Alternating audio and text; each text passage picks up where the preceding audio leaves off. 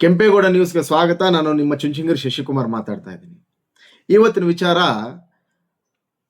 ಕೇಂದ್ರ ಸರ್ಕಾರ ಮತ್ತು ರಾಜ್ಯ ಸರ್ಕಾರಗಳ ನಡುವೆ ಕಾನೂನು ಹೋರಾಟಕ್ಕೆ ಒಂದು ನಾಂದಿ ಆಡಿದೆ. ಯಾವ ಥರ ಅಂದರೆ, ಏನು ಗ್ರಾಮ ಪಂಚಾಯಿತಿಗಳಲ್ಲಿ ನರೇಗಾ ಅಂದರೆ ಮಹಾತ್ಮ ಗಾಂಧಿ ನರೇಗಾ ಯೋಜನೆ ಅಂತಕ್ಕಂಥದ್ದು ಒಂದು ಇತ್ತು, ಅದನ್ನು ರಾಮ್ಜಿ ಅಂತಕ್ಕಂಥ ಒಂದು ಹೆಸರಿಗೆ ಬದಲಾವಣೆ ಮಾಡಿರ್ತಕ್ಕಂಥ ಒಂದು ವಿಚಾರ. ಅಂದರೆ ಇಲ್ಲೇನು ದೊಡ್ಡ ಚೇಂಜಸ್ ಏನಿಲ್ಲ, ಬದಲಾವಣೆಗಳಿಲ್ಲ, ಮಾಡಿರ್ತಕ್ಕಂಥದ್ದು ಅದೊಂದು. ಮತ್ತು ಇನ್ನೊಂದು, ರಾಜ್ಯ ಸರ್ಕಾರಕ್ಕೆ ಈ ಒಂದು ಹೆಸರು ಬದಲಾವಣೆ ಆಗಿದ್ದರೆ ಏನು ಅದಕ್ಕೆ ತಲೆನೋವು ಇರ್ತಿರ್ಲಿಲ್ಲ. ಇಲ್ಲಿ ಗೊತ್ತಾಗುತ್ತೆ ಏನಾಗಿದೆ, ಅದಕ್ಕೆ ಒಂದು ದೊಡ್ಡ ತಲೆನೋವು ಸ್ಟಾರ್ಟ್ ಆಗಿದೆ ರಾಜ್ಯ ಸರ್ಕಾರಕ್ಕೆ. ಏನು ಅದಂದರೆ, ಯಾವಾಗ ಇವರು ರಾಮ್ಜಿ ಅಂತಕ್ಕಂಥ ಒಂದು ಹೆಸರನ್ನು ನಾಮಕರಣ ಮಾಡಿದ್ರು ಗ್ರಾಮೀಣ ಉದ್ಯೋಗ ಖಾತ್ರಿಗೆ, ಈ ಕಾಂಗ್ರೆಸ್ ಸರ್ಕಾರ ಅಳಲು ಸ್ಟಾರ್ಟ್ ಮಾಡ್ಕೊಂಡಿದೆ. ಏನಂದರೆ, ಇಲ್ಲ ಅದನ್ನು ನರೇಗಾ ಅಂತಲೇ ಮಾಡಬೇಕು, ಮಹಾತ್ಮ ಗಾಂಧಿನ 2ನೇ ಬಾರಿ ಕೊಲ್ತಕ್ಕಂಥ ಕೆಲಸ ಕೇಂದ್ರ ಸರ್ಕಾರ ಮಾಡಿದೆ, ಅವ್ರಿಗೆ ಅಗೌರವವನ್ನು ತಂದಿದೆ, ಅವರ ಹೆಸರನ್ನು ತೆಗೆದು ರಾಮ್ಜಿ ಅಂತ ರಾಮನ ಹೆಸರನ್ನು ಇಟ್ಟಿದೆ ಅಂತಕ್ಕಂಥ ಒಂದು ವಾದವನ್ನು ಈ ಕಾಂಗ್ರೆಸ್ ಹೇಳ್ತಾ ಇದೆ. ಆದರೆ ಇಲ್ಲಿ ಆಗಿರ್ತಕ್ಕಂಥ ವಾಸ್ತವ ವಿಚಾರ ಏನು ಅಂದರೆ, ರಾಮ್ಜಿ ಅಂತಕ್ಕಂಥ ಹೆಸರು ಬದಲಾವಣೆ ಮಾಡಿದ್ದಕ್ಕೆ ಮಾತ್ರ ಆ ನರೇಗಾ ಕೆಲಸ ಹೋಗುತ್ತಾ ಅಂತಂದರೆ ಇಲ್ಲ. ಅದನ್ನು ತುಂಬ ಬದಲಾವಣೆ ಮಾಡಿದ್ದಾರೆ ಕೇಂದ್ರ ಸರ್ಕಾರದವರು. ಅವರ ಒಂದು ಇದರ ಮುಖಾಂತರ ಅಭಿವೃದ್ಧಿ ಮಾಡಲಿಕ್ಕೆ ಯಾವ ಥರ, ಈಗ 100 ದಿನಗಳ ಕೆಲಸ ದಿನಗಳು ವಾರ್ಷಿಕವಾಗಿ 100 ದಿವಸ ಇತ್ತು, ಈಗ 125 ದಿವಸ ಮಾಡಿದ್ದಾರೆ. ಆಮೇಲೆ ಸರಾಸರಿ 17,000 ಕೋಟಿ ವಾರ್ಷಿಕವಾಗಿ ರಾಜ್ಯ ಸರ್ಕಾರಗಳಿಗೆ ಬರ್ತಾ ಇತ್ತು ಕೇಂದ್ರ ಸರ್ಕಾರದಿಂದ. ಇವಾಗ ಮೂಲಭೂತವಾಗಿ ನೀವು ಎಲ್ಲ ಕೆಲಸಗಳು ಕರೆಕ್ಟಾಗಿ ಮಾಡಿದಾದ್ರೆ ಅಷ್ಟೊಂದು ಅಮೌಂಟ್ ಬರುತ್ತೆ. ಮತ್ತು ಇಲ್ಲಿ ಫ್ರಾಡ್ ಮಾಡಲಿಕ್ಕೆ ಆಗೋದಿಲ್ಲ, ಮೊದಲಿನ ಥರ ಆ ಕೆಲಸಗಳಿಲ್ದೇನೆ ಬಿಲ್ಗಳು ಅವೆಲ್ಲ ಮಾಡಲಿಕ್ಕೆ ಸಾಧ್ಯ ಇಲ್ಲ. ಸೊ ಅದನ್ನು ಕಟ್ಟುನಿಟ್ಟವಾಗಿರ್ತಕ್ಕಂಥ ಒಂದು ಕಾನೂನು ವ್ಯವಸ್ಥೆ ಅವ್ರು ಮಾಡಿದ್ದಾರೆ. ಮತ್ತು ಏನಾಗಿದೆ, ಮೂಲಭೂತವಾಗಿ ಏನೇನು ಬೇಕೋ ಆ ನರೇಗಾ ಇದಕ್ಕೆ ಹೆಸರು ಒಂದು ಬಿಟ್ಟರೆ ಎಲ್ಲವನ್ನು ಕೂಡ ಮಾಡಿದ್ದಾರೆ. ಆದರೆ ಇದರ ನಡುವೆ ರಾಜ್ಯ ಸರ್ಕಾರಗಳಿಗೆ 40% ಭಾಗ ತಲೆ ಮೇಲೆ ಭಾರ ಹೊರಿಸಿದ್ದಾರೆ. ಅದೊಂದು ನೋವೀಗ ನೋಡಿ. ಕರ್ನಾಟಕದಲ್ಲಿ ಕಾಂಗ್ರೆಸ್ ಯಾಕೆ ವಿರೋಧಿಸ್ತಾ ಇದೆ, ತೆಲಂಗಾಣ ಸರ್ಕಾರದಲ್ಲಿ ಯಾಕೆ ವಿರೋಧಿಸ್ತಾ ಇದೆ? ತೆಲಂಗಾಣದಲ್ಲೂ ಕಾಂಗ್ರೆಸ್ ಸರ್ಕಾರ ಇದೆ, ಕರ್ನಾಟಕದಲ್ಲೂ ಕಾಂಗ್ರೆಸ್ ಸರ್ಕಾರ ಇದೆ. ಈ 2 ರಾಜ್ಯಗಳಲ್ಲಿ ಈ ಒಂದು ರಾಮ್ಜಿ ನರೇಗಾ ಕೆಲಸವನ್ನು ವಿರೋಧ ವ್ಯಕ್ತಪಡಿಸ್ತಾ ಇದ್ದಾರೆ. ಕೋರ್ಟ್ಗೆ ಹೋಗ್ತೀವಿ ನಾವು, ಹೈಕೋರ್ಟ್ಗೆ ಹೋಗ್ತೀವಿ, ಸುಪ್ರೀಂ ಕೋರ್ಟ್ಗೆ ಹೋಗ್ತೀವಿ,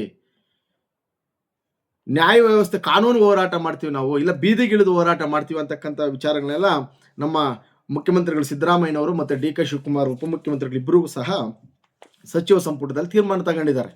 ಕೇಂದ್ರ ಸರ್ಕಾರದ ವಿರುದ್ಧ ನಾವು ತುಂಬ ಕ್ರಾಂತಿಕಾರವಾಗಿ ಹೋರಾಟ ಮಾಡಬೇಕಂತಕ್ಕಂಥ ವಿಚಾರವನ್ನು ಅವರು ಸಚಿವ ಸಂಪುಟದಲ್ಲಿ ಹೇಳಿದ್ದಾರೆ.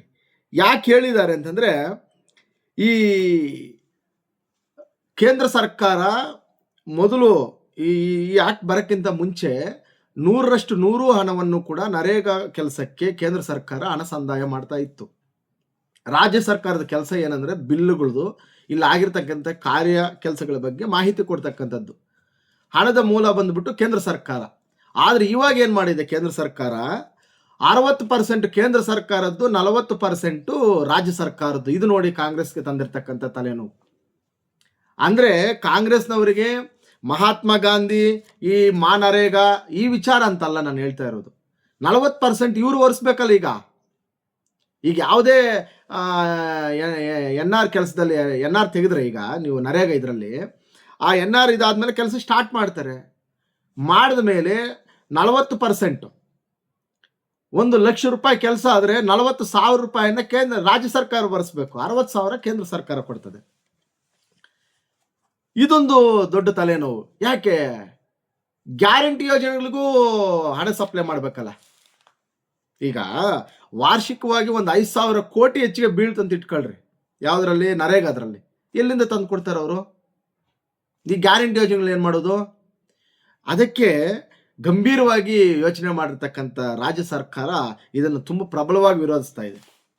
ಈ ವಿರೋಧಿಸಲಿಲ್ಲ ಅಂತಂದರೆ ಈ ಗ್ಯಾರಂಟಿ ಯೋಜನೆಗಳಿಗೆ ಹೊಡೆತ ಬೀಳ್ತಕ್ಕಂಥ ಎಲ್ಲ ಅವಕಾಶಗಳು ಬರಾಬರಿ ಇದರಲ್ಲಿ ಕಾಣಿಸ್ತದೆ. ಜೊತೆಗೆ ಏನಾಗುತ್ತೆ, 28 ಕೋಟಿ ದಲಿತರಿಗೆ ಅನ್ಯಾಯ ಆಗ್ತಕ್ಕಂಥ ಒಂದು ಯೋಜನೆ ರಾಷ್ಟ್ರ ಮಟ್ಟದಲ್ಲಿ ಅಂತ ಹೇಳ್ಬಿಟ್ಟು ಕಾಂಗ್ರೆಸ್ಸು ಆ, ವಿವರಿಸ್ತಕ್ಕಂಥ ಕೆಲಸ ಮಾಡ್ತಾ ಇದೆ. ಇಲ್ಲಿ ಏನಾಗ್ತಾ ಇದೆ, ಕೆಲಸಗಳಾಗ್ತಾ ಇದ್ದಾವೆ. ಮೊದಲೆಲ್ಲ ಯಾರೋ ಕೆಲಸ ಮಾಡಿ ಯಾರೋ ಅಕೌಂಟ್ಗೆ ಬಿಲ್ಗಳು ಹೋಗ್ತಕ್ಕಂಥ ಮೂಮೆಂಟ್ ಇತ್ತು. ಈಗ ಅವರೇ ಕೆಲಸಗಳು ಮಾಡಬೇಕು. ಗ್ರಾಮೀಣ ಮಟ್ಟದಲ್ಲೂ ಕೂಡ ನರೇಗಾ ಕೆಲಸ ಈಗ ತುಂಬ ವೀಕ್ ಆಗಿದೆ. ಯಾರು ಅನ್ಕೊಂಡಷ್ಟು ಈಸಿ ಇಲ್ಲ ಅಲ್ಲಿ. ನಿಮ್ಮ ಕೆಲಸದಲ್ಲಿ ನೀವು ನಿಮ್ಮ ಹೊಲದಲ್ಲಿ ನೀವೇ ಮಾಡ್ಕೊಳ್ಳಿ ಅಂತಂದ್ರು, ಅದರ ಷರತ್ತುಗಳು ತುಂಬ ಕಠಿಣವಾಗಿದ್ದಾವೆ. ಇವಾಗ ನರೇಗಾ ಬಿಟ್ಟು ಸುಮಾರು ಜನ, ಎಷ್ಟೋ ಜನ ನರೇಗಾ ಕೆಲಸಗಳು ಮಾಡ್ತಾ ಇಲ್ಲ. ಈಗ ಷರತ್ತುಗಳು ಜಾಸ್ತಿ. ಆಮೇಲೆ ಫ್ರಾಡ್ ಆಗ್ತಕ್ಕಂಥದ್ದು ಕೂಡ ಕಮ್ಮಿ ಆಗಿದೆ ಈಗ. ಮೊದಲೆಲ್ಲ ಈಗೇನು ಒಂದು 2 ಎಕರೆಗೆ ನುಗ್ಗೆ ಗಿಡ ಇಟ್ವಿ ನರೇಗಾ ವರ್ಕಲ್ಲಿ ಅಂತಂದರೆ, ಪುನಃ ಅದನ್ನು ಕಿತ್ತು ನೆಕ್ಸ್ಟ್ ವರ್ಷಕ್ಕೆ ಬೇರೆ ನಿಂಬೆ ಗಿಡ ಇಡ್ಬೋದಾಗಿತ್ತು. ಆ ಥರ ಇತ್ತು ಅವಾಗ. ನರೇಗಾ ಅಂದರೆ ಅಷ್ಟೊಂದು ಖುಷಿಯಾಗಿ ಮಾಡ್ತಕ್ಕಂಥ ಕೆಲಸ ಅದು. ಬರ್ಬರ್ತಾ ಏನಾಯಿತು, ಪ್ರತಿಯೊಬ್ಬರು ತಮ್ಮ ಕೊಡಬೇಕು, ಫೋಟೋಗಳು ತೆಗಿಬೇಕು, ಈ ವಿಚಾರ ಎಲ್ಲ ಬಂದಾಗ ನರೇಗಾ ಕಡೆ ಗ್ರಾಮೀಣದ ಭಾಗದ ಜನ ಆ ಕೆಲಸ ಮಾಡೋದನ್ನೇ ಬಿಟ್ಟರು. ಅಂದರೆ ಮೊದಲು ಮಾಡ್ತಿದ್ರಂದ್ರೆ ಅವಾಗ ಫ್ರಾಡು ಆಗ್ತಾ ಇತ್ತು ಸಾಮಾನ್ಯವಾಗಿ. ಒಂದು ಒಂದು 20%, 30% ಭಾಗದ ಜನ ಫ್ರಾಡ್ ಮಾಡ್ತಾಯಿದ್ರು. ಕೆಲಸಗಳಿಲ್ಲದೆ ಬೇರೆ ಯಂತ್ರಗಳ ಮುಖಾಂತರ ಕೆಲಸ ಮಾಡಿಸಿ. ಇವಾಗ ಯಾರು ನರೇಗಾ ಕೆಲಸ ಬಂದು ಸಿಗ್ತಕ್ಕಂಥ ಜನ ಇಲ್ಲ, ಪ್ರಾಕ್ಟಿಕಲ್ ಆಗಿ ಹೋದರೆ. ಅದೊಂದು ಯೋಜನೆ ಆವಾಗ ಚೆನ್ನಾಗಿತ್ತು. ಅದರ ಕಾಲಕ್ಕೂ ಬದಲಾಗಬೇಕಲ್ವ ಅದನ್ನು ಈ ಕಾಂಗ್ರೆಸ್ ಏನು ಮಾಡ್ತಾ ಇದೆ, ಇದು ಮಹಾತ್ಮ ಗಾಂಧಿ ಯೋಜನೆಗೆ ಅವರ ಒಂದು ಹೆಸರು ತೆಗೆದಲಿಕ್ಕೆ ನೋವಾಗಿದೆ ಅಂತಕ್ಕಂಥದ್ದು ತುಂಬ ಹೇಳಲಿಕ್ಕೆ ಬರಲ್ಲ. ಇಲ್ಲಿ ಆಗಿರ್ತಕ್ಕಂಥದ್ದು ಹೆಸರು ತೆಗೆದಿದ್ದಕ್ಕಲ್ಲ, ರಾಜ್ಯ ಸರ್ಕಾರಗಳು 40% ಬರ್ಸ್ಕೋಬೇಕಿನ್ನ. ಇನ್ನು ನರೇಗಾ ಕೆಲಸಗಳು ಅಷ್ಟು ಈಸಿ ಇಲ್ಲ.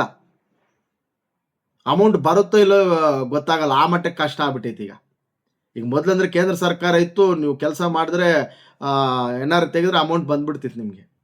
ಸೊ ಇವಾಗ ಹಂಗಲ್ಲ, ಕೇಂದ್ರ ಸರ್ಕಾರ 40% ಬರ್ಸ್ಕೊಬೇಕು. ಅದಕ್ಕೂ ದೊಡ್ಡ ನೋವಾಗಿದೆ ಈಗ. ಎಲ್ಲಿ ಮಾಡೋದು, ಸಂಪನ್ಮೂಲ ಕ್ರೋಢೀಕರಣ ಎಲ್ಲಿಂದ ತರಬೇಕೀಗ? ಅದ್ರ ಜೊತೆಗೆ ಕರ್ನಾಟಕದಲ್ಲಿ ಕಾಂಗ್ರೆಸ್ಸು ಈ ಒಂದು ಇದನ್ನು ಗ್ಯಾರಂಟಿಗಳನ್ನ ಕೂಡ ನೋಡ್ಕೊತ ಹೋಗ್ಬೇಕೀಗ.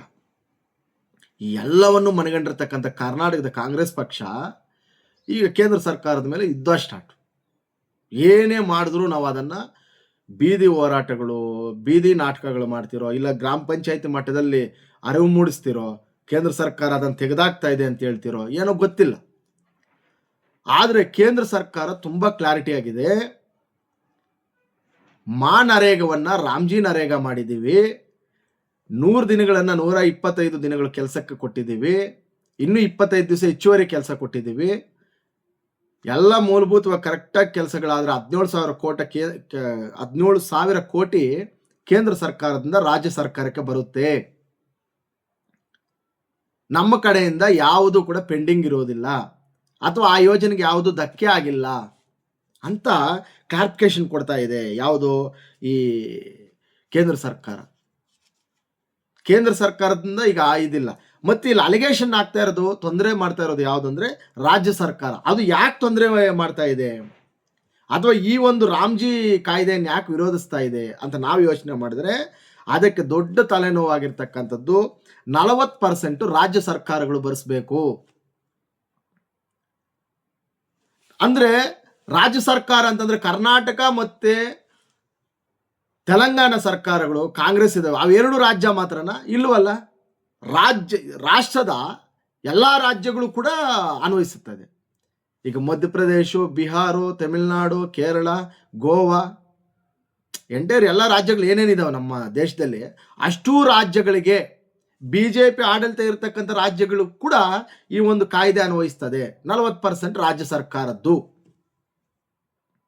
ನೋಡಿ, ಕರ್ನಾಟಕಕ್ಕೆ ಮಾತ್ರ ಅವರು ಇದನ್ನು ಕೊಟ್ಟಿದ್ದಲ್ಲ, ಇಡೀ ದೇಶಕ್ಕೇನೆ ಇನ್ನು ಮುಂದೆ ನರೇಗಾ ಯೋಜನೆಯಲ್ಲಿ ಕೆಲಸ ಮಾಡಬೇಕು ಅಂತಂದರೆ ನೀವು ಯಾವುದೇ ಕೆಲಸಕ್ಕೆ ಅಪ್ರೂವಲ್ ಕೊಡಿ, 40% ರಾಜ್ಯ ಸರ್ಕಾರ ಬರೆಸ್ಕೊಳ್ಳಿ, ನಾವು 60% ಹಣವನ್ನು ಕೊಡ್ತೇವೆ, ಆಗಿದ್ದರೆ ಮಾತ್ರ ಆ ಕೆಲಸ ಮಾಡಿ ಅಂತ ಖಡಾಖಂಡಿತವಾಗಿ ಕೇಂದ್ರ ಸರ್ಕಾರ ಹೇಳಿದೆ.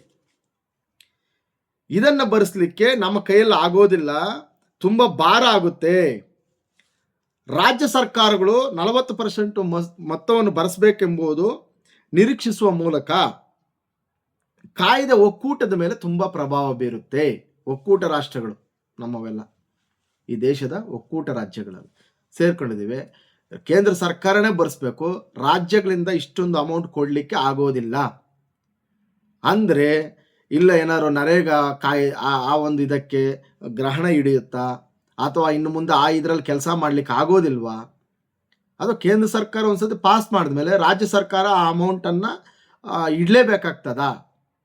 ಈ ಠೇವಣಿ ಇಡ್ತೀವಲ್ಲ ಅಮೌಂಟ್ ಥರ ಫಿಕ್ಸೆಡ್ಡಾ? ಇದೊಂದು ನಾವೆಲ್ಲ ಯೋಚನೆ ಮಾಡಬೇಕಾಗ್ತಂಥದ್ದು. ಮತ್ತು ಈ ಯೋಜನೆಯನ್ನು ದುರ್ಬಲಗೊಳಿಸ್ಬೇಕಂತ ಕೇಂದ್ರ ಸರ್ಕಾರ ಈ ಥರ ಮಾರ್ಪಾಡು ಮಾಡಿದಂತೆ ಕಾಂಗ್ರೆಸ್ ಆರೋಪ ಮಾಡ್ತಾ ಇದೆ. ಕೇಂದ್ರ ಇದಕ್ಕೆ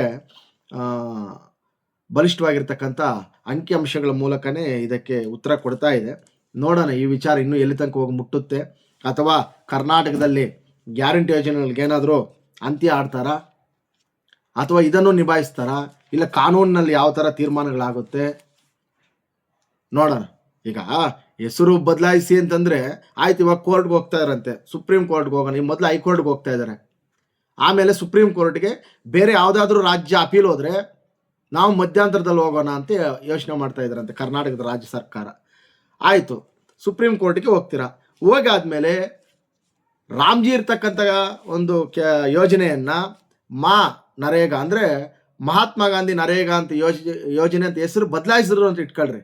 ಈ 40%ಗೆ ನೀವು ಒಪ್ಕೊಂತೀರಾ? ಇಲ್ಲಿ ಹೆಸರು ಒಂದೇ ಆಗಿದ್ರೆ ಸಮಸ್ಯೆ ಇಲ್ಲ. ಈಗ ಕೇಂದ್ರ 60, ರಾಜ್ಯ 40, ಇದಕ್ಕೆ ಭದ್ರಾಗಿದ್ದರೆ ಕಾನೂನು ಅನುಮೋದಿಸ್ತದೆ ಅಂತ ನಮ್ಮ ಗ್ರಹಿಕೆ ಇದೆ. ನೋಡೋಣ, ಕಾನೂನು ಹೋರಾಟಕ್ಕೆ ಸಜ್ಜಾಗಿದ್ದಾರೆ ಕಾಂಗ್ರೆಸ್ ಸರ್ಕಾರ. ಇದು ಯಾವ ಮಟ್ಟಕ್ಕೆ ಹೋಗ್ಬಿಟ್ಟು ನಿಂತ್ಕೊಂತದೆ, ಅಥವಾ ಕೋರ್ಟ್ ಕೂಡ ಏನು ಹೇಳ್ತಾ ಇದೆ ಅಂತ